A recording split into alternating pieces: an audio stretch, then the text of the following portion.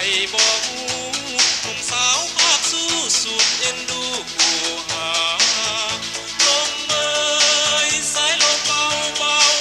จงพัดเอาข้าเจ้าให้กลับคืนมาให้มาพบกันดังปรารถนา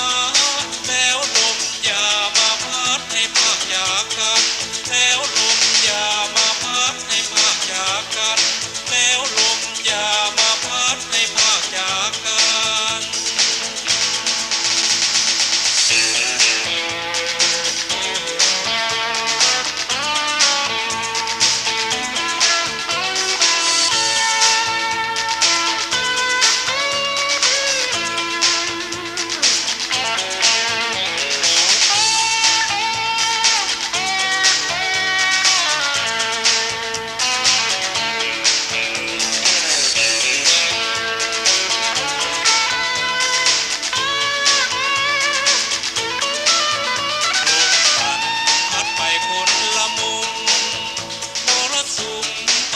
คนละคำพายุใหญ่โหดร้ายเหลือล้ำลมแดงลมดำเอาความรักกำมาสู่ลมพัดแผ่เท่าแก่ภาคลานทางสถานบ้านเมืองเคยอยู่